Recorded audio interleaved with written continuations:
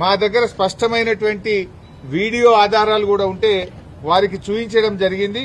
ముఖ్యంగా fake ID కార్డులు ఇబ్బడి ముబ్బడిగా ఏ రకంగా ఫేక్ ఐడి కార్డులు తయారు చేశారో ఇప్పుడే వారికి సుదర్శన్ రెడ్డి గారికి మన రాష్ట్ర ఎన్నికల అధికారికి ఈ వీడియో కూడా చూపించాం. మీరు కూడా ఈ వీడియో చూడొచ్చు.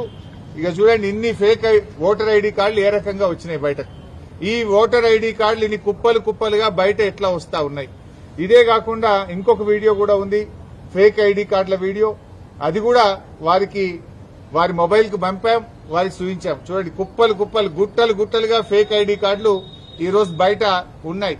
ఈ గుట్టలు గుట్టలుగా ఫేక్ ఐడి కార్డులు ఏ రకంగా వచ్చినాయి, మరి ఎన్నికల అధికారులు పోలీసులు ఏం చేస్తా ఉన్నారు, ఈ ఆధారాలన్నీ వారికి చూపించాం.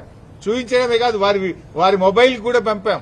ఎలక్షన్ అబ్జర్వర్, ఇతర రాష్ట్రాల నుంచి వచ్చినటువంటి ఎలక్షన్ అబ్జర్వర్స్ కూడా ఇవన్నీ కూడా ఇవ్వడం జరిగింది.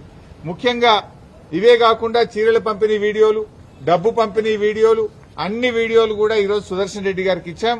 వారైతే మాకు ఈరోజు చెప్పారు, తప్పకుండా మేము యాక్షన్ తీసుకుంటాం, ఆ అధికారుల మీద చర్యలు తీసుకుంటాం, అవసరమైతే స్వయంగా నేనే విజిట్ చేస్తానని కూడా చెప్పారు. ఇలా యూసఫ్గూడలో కాంగ్రెస్ పార్టీ కార్యాలయం నానుకోనే పోలింగ్ బూత్ ఉన్నది. అసలు కాంగ్రెస్ కార్యాలయం అనే షిఫ్ట్ చేయాలి, పోలింగ్ బూత్ అనే షిఫ్ట్ చేయాలి. గోడనే అడ్డం 100 మీటర్ల లోపు కాంగ్రెస్ పార్టీ కార్యాలయం ఉంటే మీరు అక్కడ ఎట్లా పెడతారు polling booth? Either you shift the polling booth are shift the Congress party office అని దాని ఆధారాలు కూడా వారి ముందు పెట్టడం